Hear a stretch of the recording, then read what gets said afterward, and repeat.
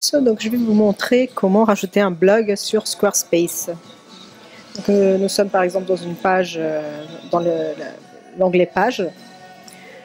Ici, dans la navigation primaire ou même dans les non liés, pour pas qu'on le voit directement sur le menu. Donc, on peut cliquer sur le plus et on choisit blog. Donc le blog, c'est un peu particulier parce qu'il y a les articles et ensuite l'affichage de ces articles, donc la page blog. Donc je reviens. Donc là, on vient de créer l'onglet blog ici. Pour écrire un nouveau article, il suffit de rentrer dedans, de cliquer plus.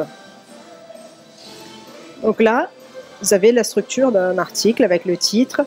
Ici, c'est pour donner tout le contenu. Vous voyez bien que la partie contenu fonctionne comme la page. C'est-à-dire vous pouvez cliquer sur la goutte et rajouter des images, des formulaires, des vidéos, donc, tout ce qu'il y a dans une page, vous pouvez rajouter dans un article. Donc là, je vais mettre juste pour tester article test. Ici également contenu de l'article test. Voilà, on pourrait rajouter éventuellement, comme je vous ai dit, une image. Je vais vous montrer avec une image quelconque. Voilà.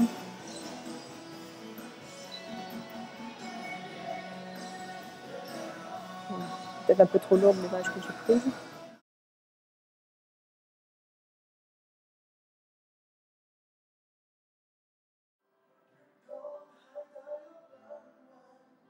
Voilà l'image, ça va appliquer.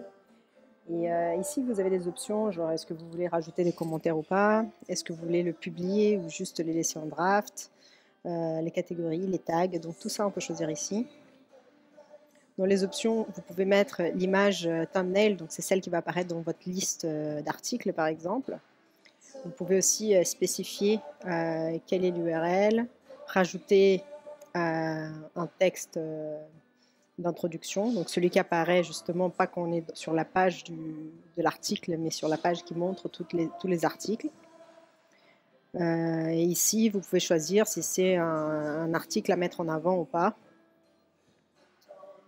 Je vais juste vous parcourir tous. Donc là, c'est le SEO, si vous voulez changer le SEO par rapport au titre. Sinon, il va prendre directement le titre de l'article, par exemple, l'article test, médiation par l'animal. Et la description est générée automatiquement si vous mettez rien ici. Social, c'est si vous voulez une image différente lorsque vous partagez sur les réseaux sociaux.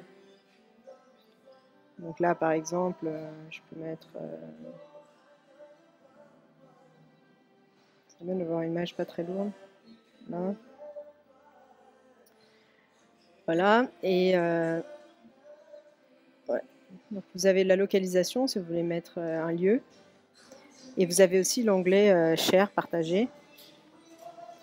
Je vais vous montrer, c'est juste si vous voulez partager automatiquement sur un de vos réseaux sociaux.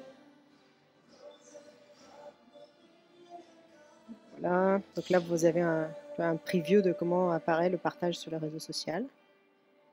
Et ici dans Share, vous pouvez envoyer cet article comme un email, donc comme une newsletter par exemple, ou connecter à votre Facebook ou Instagram ou autre réseau social, et du coup à chaque fois que vous publiez l'article, du coup il va être partagé automatiquement sur ce réseau social là. Donc ici je vais juste rajouter une autre image juste pour que vous voyez les différences. Voilà, si vous avez plusieurs contributeurs sur votre compte Squarespace, dans la partie auteur, vous pouvez choisir qui. Donc là, par exemple, je suis en tant que contributrice dans le site de Valérie, donc je peux choisir si c'est Valérie ou moi qui ont écrit cet article.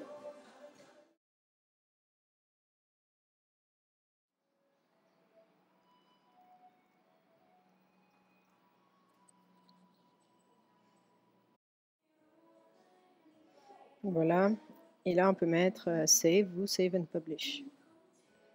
Je vais mettre Save and Publish, juste pour que... Donc là vous avez la page du blog, avec la page, le lien exactement de l'article. Vous pouvez juste copier ou partager dans ces différents réseaux. Euh, Done. Donc voilà, et vous voyez ici qu'est-ce que ça donne l'article test. Donc vous voyez bien le contenu de l'article avec l'image que j'avais mis, le titre. Et si on clique sur le blog, vous voyez ici l'image, non pas l'image du contenu, mais l'image thumbnail, donc l'image de l'onglet, ainsi que le résumé et non pas le contenu. Donc c'est bien le résumé qu'on a mis sur l'article. Donc là, vous allez, au fur et à mesure que vous allez avoir les différents articles, vous voyez ici les différents articles apparaître. Donc la page blog, elle a toujours ce même design. Mais par exemple, vous pouvez vouloir ajouter une section blog dans une autre page. Donc, je vais vous montrer comment le faire. Donc, je vais prendre une page, qui n'est pas utilisée. Voilà, les bases de la phytothérapie. Donc là, supposons que vous voulez rajouter ici une section blog. Donc vous pouvez soit double-cliquer si vous voulez la rajouter à cette section. Si vous voulez une nouvelle section, vous pouvez venir ici, add section, mettre blank, comme ça on part de 0.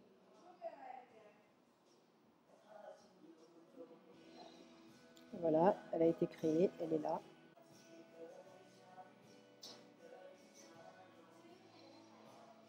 Donc là on peut rajouter, et donc maintenant on peut rajouter cette partie-là, summary. Donc summary, il va reprendre des éléments qui sont soit dans des blogs, soit dans des événements. Donc, par exemple, si on prend en mode wall, donc voilà un aperçu de comment ça va s'afficher. Et vous avez ici les options. Donc là, par exemple, je choisis dans blog, et donc il va récupérer directement mon article test du blog avec la photo d'onglet de présentation et le résumé. Et tous ces éléments-là, en fait, vous pouvez personnaliser dans la partie layout. Donc, vous pouvez choisir quelle est la disposition. Si vous avez changé d'idée, par exemple, vous ne voulez plus un wall, vous voulez, je sais pas, un carrousel, du coup, il change la disposition. Donc, la liste, la grid. Donc, c'est en gros, ici, les pictos, ils montrent déjà plus ou moins comment ça va apparaître. Et ensuite, vous avez des options, genre, si vous voulez que l'image soit un carré, voilà. Combien d'éléments vous voulez par colonne. Donc, vous pouvez dire 4. La taille du texte, l'alignement. Si vous voulez du metadata, c'est typiquement la date qui apparaît, ou les catégories, les éléments comme ça. Donc vous dites où est-ce qu'il apparaît, s'il apparaît en dessous, au-dessus du titre, en dessous du titre ou en dessous du contenu. Et le dernier élément, c'est le display. Et là, vous allez choisir qu'est-ce qui est affiché, donc combien d'éléments. Est-ce que le titre, est-ce que l'image apparaît ou pas? Genre par exemple, je peux vouloir retirer le résumé. Voilà. Ou sinon, je peux mettre le résumé et mettre un read more, donc lire la suite. C'est vraiment des options, ça. Vous pouvez choisir quelle est la métadonnée principale. C'est la date, la catégorie, l'auteur, par exemple, si je mets auteur. Voilà, il a changé la date par l'auteur de l'article. Et ici, vous avez des filtres. C'est-à-dire, vous pouvez choisir, par exemple, sur une page, d'afficher uniquement une catégorie d'articles. Et dans ce cas-là, il suffit ici de taper la catégorie que vous voulez qui soit affichée. Pareil pour les tags. Donc, tags, c'est les mots-clés. Vous pouvez aussi filtrer par mots-clés. Et la dernière option de filtre, c'est celle des filtres des mises en avant. Donc, quand on a créé l'article, on avait bien vu qu'il y avait une option pour cocher de mettre en avant le post. Donc, typiquement, si le post a été mis en avant et que vous cochez cette case, il va apparaître.